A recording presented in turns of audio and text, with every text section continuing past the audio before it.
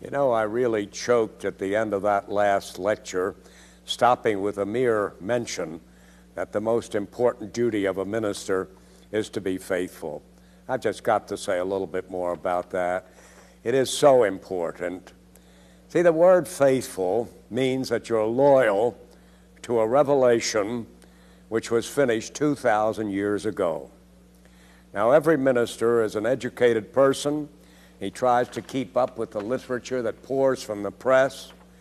The field of church history is literally impossible.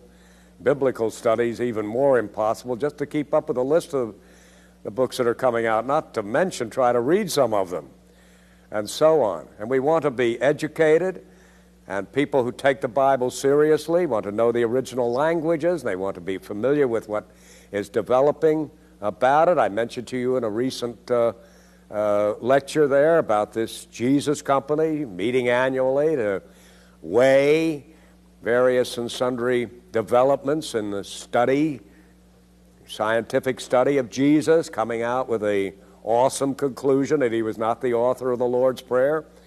I still haven't been able to get the details of that particular meeting, which I hope to get in time, but when you realize what it is that you have to do, it is overwhelming.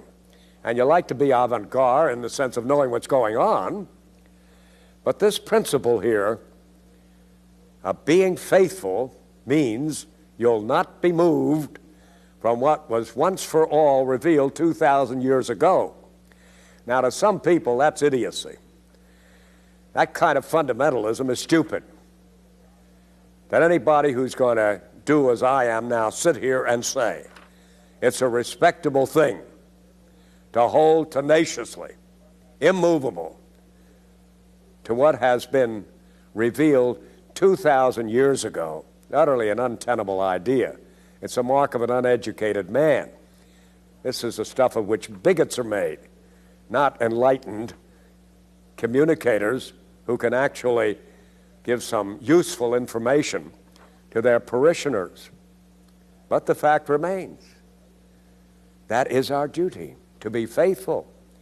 And to be faithful to the Scriptures, to be faithful to something which was finally revealed 2,000 years ago. Never get beyond it. That doesn't rule out, of course, the study of it.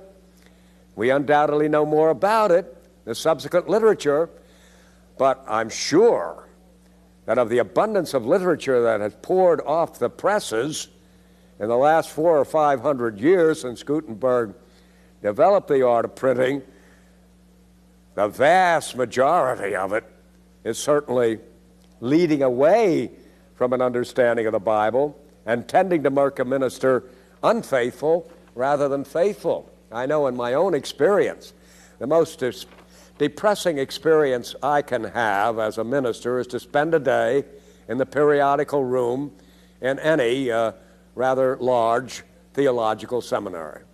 Just go over the magazines that are currently coming out. Deeply depressed because almost all of what I'm reading is pulling us away from the Word of God, even when it's supposed to be a study of the Word of God. Now, I don't solve that problem by not going to these libraries.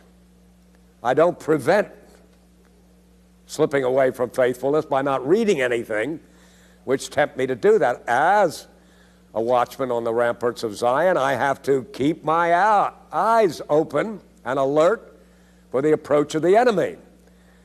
I have to watch his acts. I've got to listen to his arguments.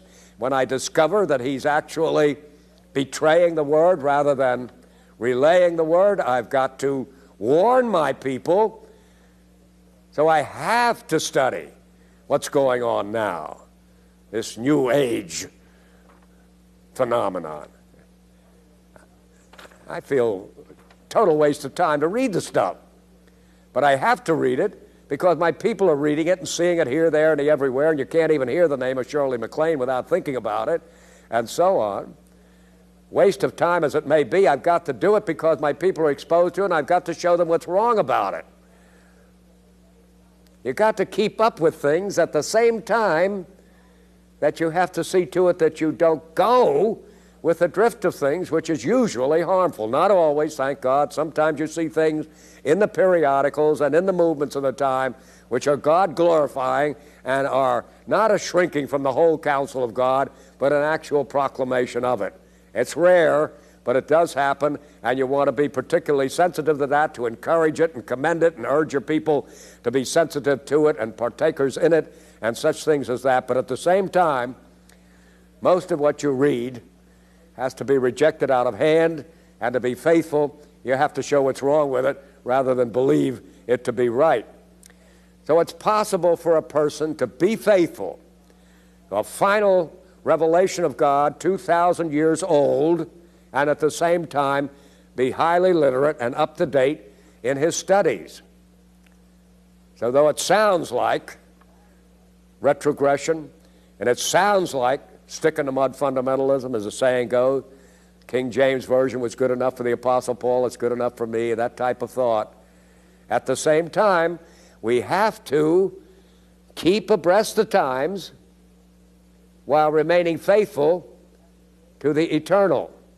And we have to be able to say, among the scholars, in the company of the learned, that it is not stupid to believe that God's Word is infallible and inerrant, in spite of this book, that book, and the other argument.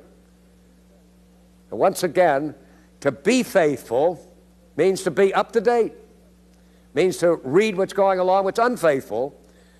But if you ever find yourself drifting, if you ever find yourself going along with an article which is detrimental to the inspiration of that book, you've got to realize you're in deep danger.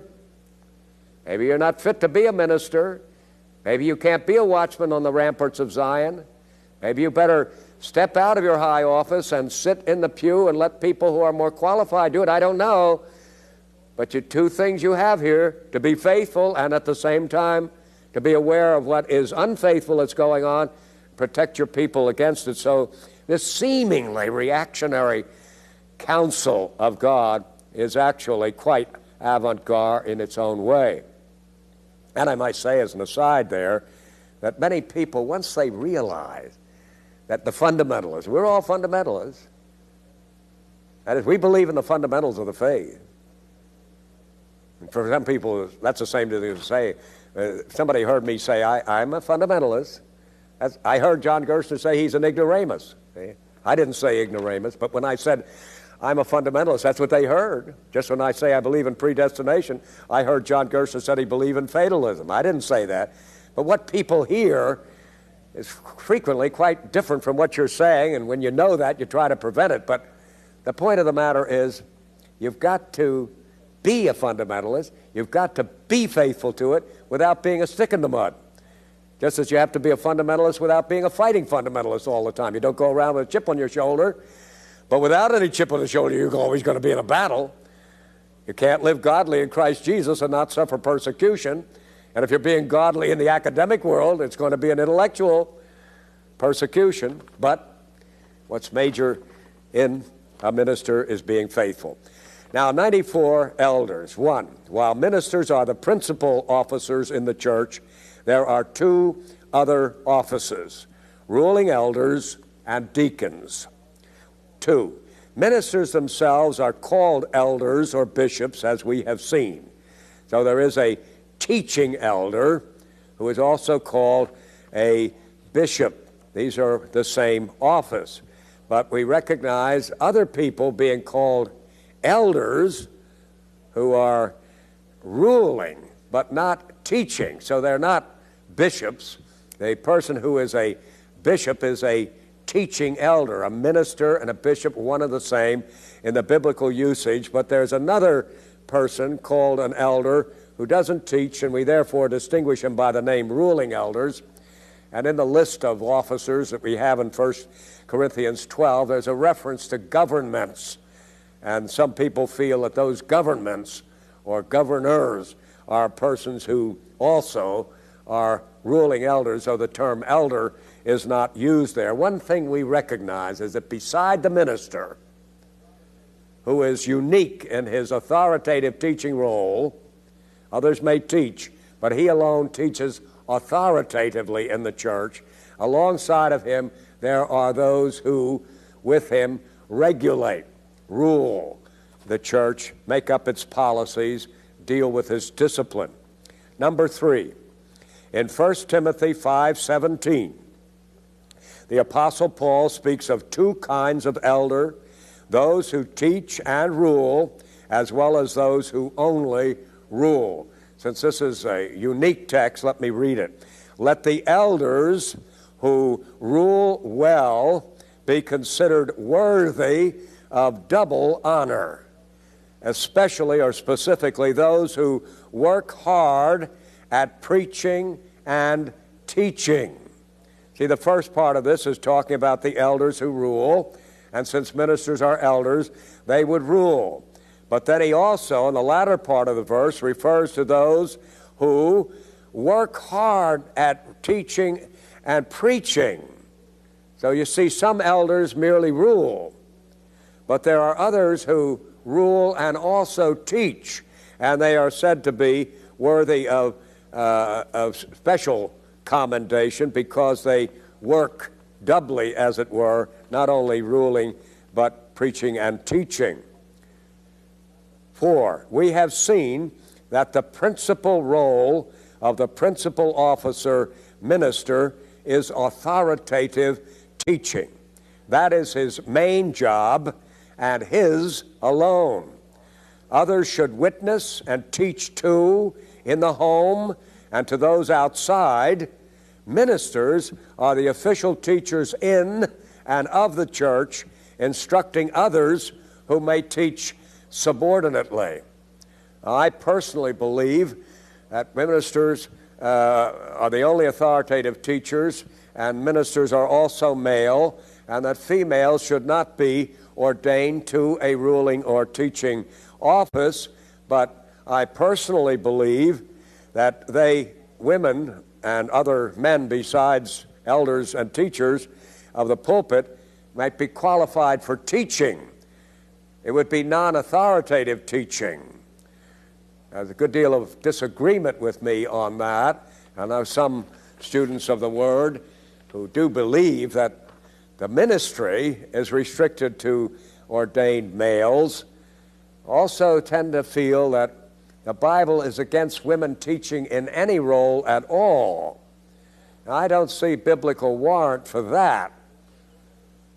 It seems to me if a woman is qualified, she's reformed, and she understands the Bible, and she knows how to communicate it, that she could very well be authorized to teach in the Sunday school, in my opinion, even in the seminary.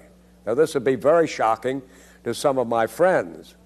But you see, the authoritative teaching is associated with the presbyteries appointing the minister to that role.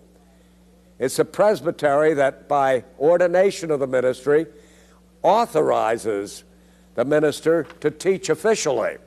Now, other members of the church, beside the ordained ministers, may be quite qualified and quite knowledgeable, and since they are not ordained to that office and are not appointed by the church as the official teachers of the church, I see no objection whatever to having a qualified layman, qualified laywoman to be a teacher in the church. I just mentioned the fact that that is not by any means a common viewpoint here, and there are some of my fellow Presbyterians and Reformed people who would disagree with me rather violently there. Whole denominations do. But let me repeat once again, it seems to me the major insistence of the Bible about men teaching, and that use of that word authentane, is not just teaching, but teaching authoritatively. And that is restricted to males and not given to females. But the idea of teaching is a rather universal obligation, beginning with mother in the home. She is certainly supposed to teach the children as well as her husband is. And this talk about learning about Christ at your mother's knee is one of the most natural phenomena and incidental tributes to the teaching efficacy of the woman. but the woman's teaching wouldn't have to be restricted to the home, but the very fact that she teaches in the home is indication of the fact that she might very well be qualified to teach out of the home, in the church, and, in my opinion, even in the seminary. I remember once when I was still teaching in the seminary myself, a woman was presented as a candidate for office and for a particular job in the religious education phase of the faculty's instructions. I opposed this woman, but I opposed her because she wasn't reformed and wouldn't be teaching soundly. But everybody accused me of opposing her because she was a woman. I wouldn't oppose to her as a woman at all. I would have been very happy if she had been reformed. I'd have crusaded for her. I'd been delighted to have her. I was even sorry I had to vote against her because I knew full well they would accuse me of voting against her there, because I would have voted against her if she were a candidate for the ministry, because I don't believe the Bible authorizes that. But I see no biblical limitation on her teaching in a non-authoritative role. I may explain to those of you who don't understand the workings of a thing like that. A seminary is a place where students are trained for the ministry.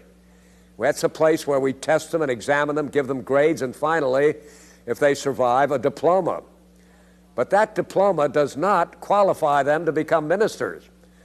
That diploma they present to their governing ecclesiastical body, and with that information about their knowledge and a subsequent examination that satisfies the governing body that they also have a pastoral heart and an ability to communicate and so on, then the governing ecclesiastical body, if it's satisfied, bestows upon them, usually by the laying on of hands, the authority to teach in the church. The seminary only prepares them academically for that. Only the ecclesiastical authorities can bestow authority on a person. So I would be in favor of this woman teaching in the seminary were she sound in the faith, whereas I would resist her were she applying for ordination in the church. Number 5, there is an interesting difference between the Reformed as to whether there are some teachers who do nothing but teach and even teach the ministers. This difference is based on the interpretation of Ephesians 4:11, and he gave some as pastors and teachers. Number 6, pursuing that, says, do pastors and teachers, and quote, refer to one or two groups. There is only one Greek article for both these nouns. This leads many to think that Paul is simply referring to ministers in their dual role of pastors and teachers. Others, number 7, think that teachers here is another group altogether. They may be seminary professors under whom pastors train. Nevertheless, they are only ministers in the same presbytery and with the same authority as non-professor pastors. According to some, others believe they should form a separate presbytery or classes. This goes back to Calvin himself, who had a difference on this subject. Pastors and teachers.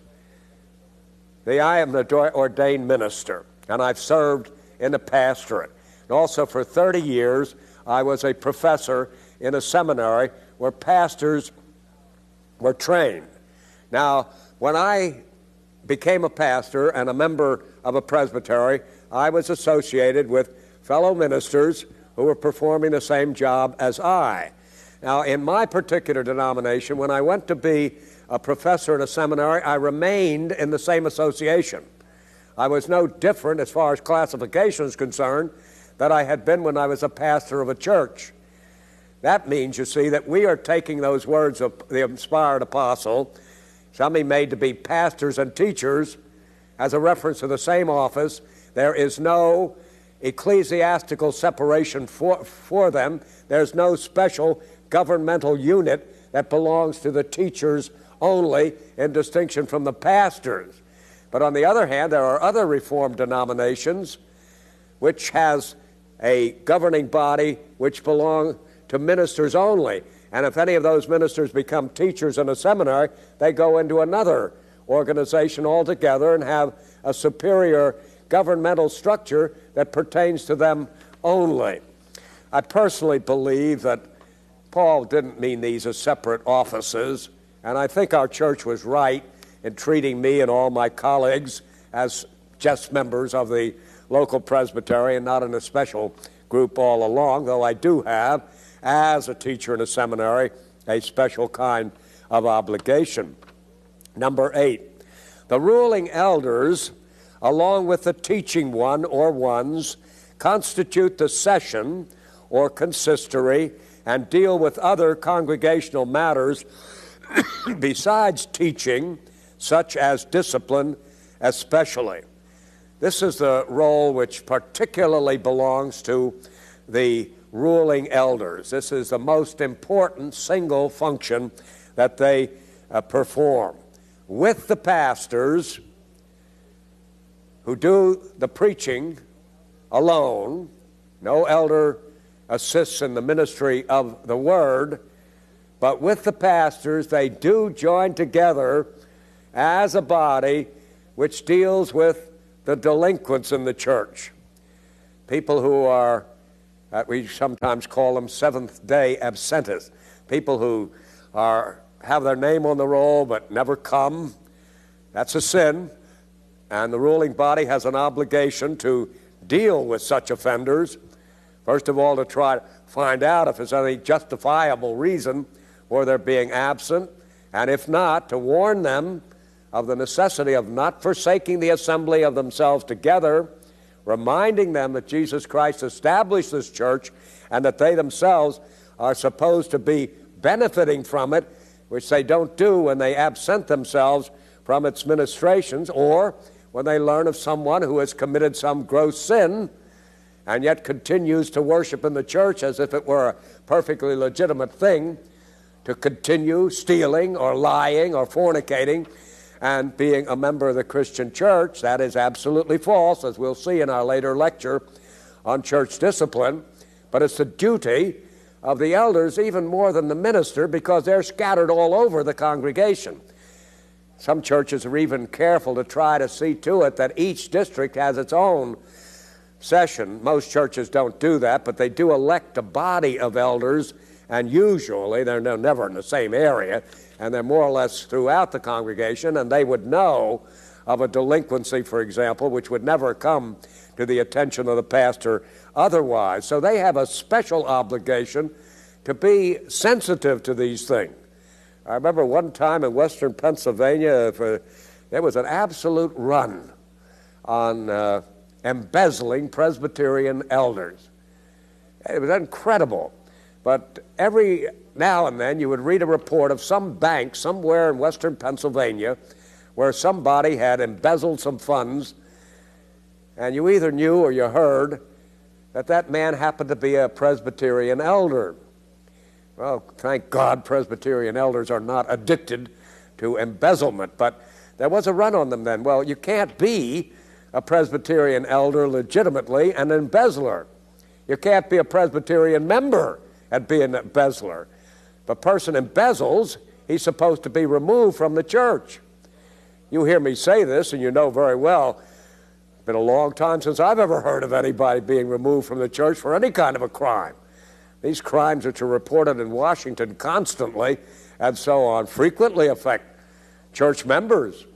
No discipline is ever heard being administered to somebody from the church, even while he might be rejected from high office in Washington or something like that. There's a dereliction of duty in this regard. And I may say to you laymen who are officers in your church, this is a particularly derogatory implication for you. This is your special responsibility. I can see how a person might want to shrink from it, but it is a duty. And if you have a qualification to be a leader, you really ought to accept this when actually elected to office, but don't forget, your primary responsibility is to join with your other elders and with the teaching elder as well in preserving the purity of the Christian church. Number 9, the eminent 19th century Presbyterians, Charles Hodge and James Thornwell, differ on how much authority the ruling elder had in relation to the teaching elder. It was not a great difference, but there were some rather important details in which they differed from one another. And while I'm talking now about Presbyterian history only, the same truth has applied to other churches who have a different kind of structure or the same kind of structure. Virtually all churches that have the name Reformed in them have the same kind of church structure as any denominations which have the name Presbyterian in them. The word Reformed usually refers to the doctrine, whereas the word Presbyterian refers to the government. See, a presbyter, remember, is just the Greek word for an elder. So Presbyterianism really should have gone by the name elderism, and it would have been understood more easily. But the term Reformed, which other churches take, usually refers to the Calvinistic system of doctrine to which they adhere, but they usually have a Presbyterian type of government. But you wouldn't know it from the name. A congregational church always has a congregational type of polity. Remember when we talked about the forms of government, there's a government from the top down, the supreme example of which is the Roman Catholic papacy. But a lesser example is episcopacy or any other kind of government which has the bishops as a higher order of clergy. Then there's that intermediate group where there is authority from the top down in the sense of the minister having authority over his congregation, but from the bottom up in the sense that the congregation elects the minister, and then there is the congregational or independent polity in which the local congregation is the absolute authority. And there is no authority in that particular church structure above that. Now these three types, we're talking now about the middle type that goes by the name Presbyterian or elderism that's shared by other groups beside the Presbyterian. There have been differences among them, and I can't go into the major difference between Thornwell and Hodge. I'll just put it off in general terms, that Hodge, the Northern Presbyterian, had a tendency to give more authority to the teaching elder minister than to the ruling elder, and the Southern Presbyterian theologian, Thornwell, who died at the very beginning of the Civil War and was a strong advocate of states' rights, also in the ecclesiastical sphere, tended to believe that the layman elder had more authority than Charles Hodge and the Northern Presbyterians were giving. There was kind of a parallel between the ecclesiastical struggle there and the national struggle. There was more states' rightsism in the South, and there was more lay rightsism, as it were, in the Southern church, and in the North there was more authority at the top down than there was in the South. And I conclude in number 10, that little debate lives on today. It's not a major one, it's a little one, but nevertheless not uninteresting.